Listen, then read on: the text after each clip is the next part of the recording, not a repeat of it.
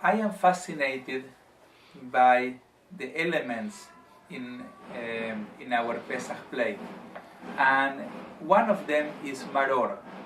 Maror, bitter herbs, either raw horseradish or romaine lettuce, is your choice. And I'm fascinated by,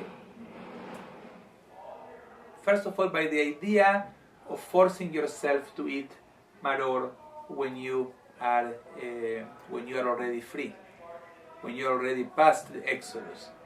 And we say, what is the reason? Maror ze she'anu ochlim, this maror that we eat, why? And we say this is to remind us of the harsh work that our fathers were subjected to in the land of Egypt by the bitterness of their lives. So we eat the maror, and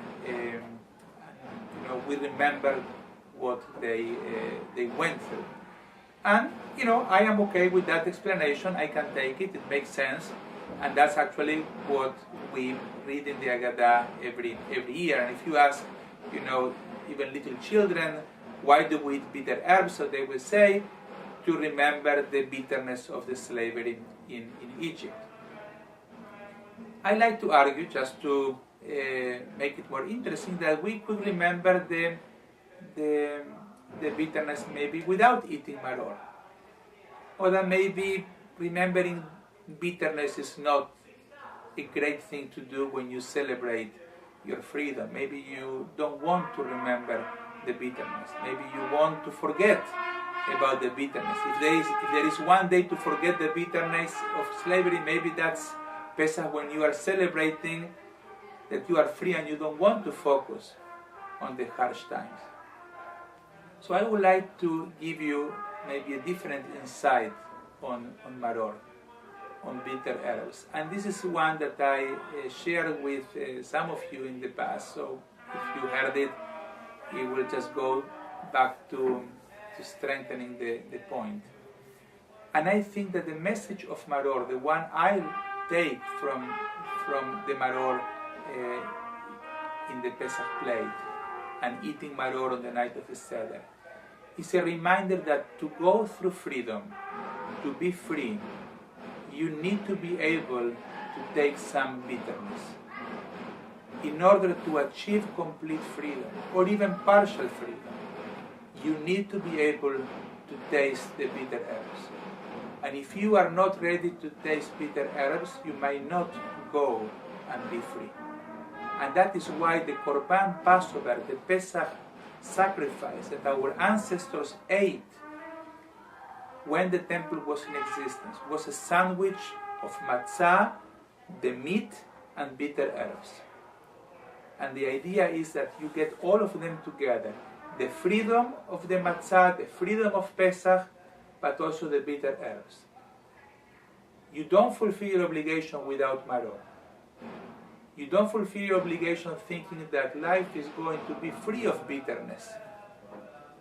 If you expect a life without challenges, if you expect that life will go smoothly without any bitterness, that every single struggle will go without anybody opposing it, then you will never be able to leave Egypt. You can only leave Egypt because you can taste this maror and survive this maror that you are tasting. And yes, you make faces. It's okay. The Knei de la are around the corner. They are coming very soon.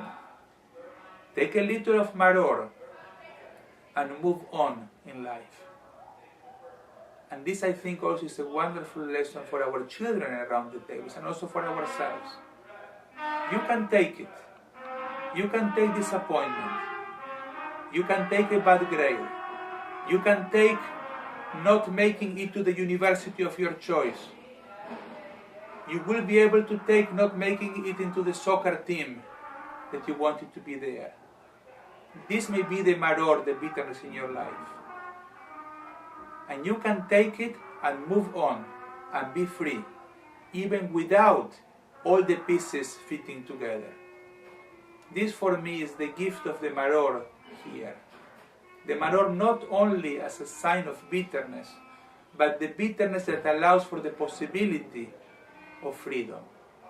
So I hope this insight will enhance your Pesach Seder, and I bless all of you with just the little bit of bitterness that is necessary, not too much, that will help us move on in life and achieve what we need to achieve. Pesach Sameach, and many blessings to all of us.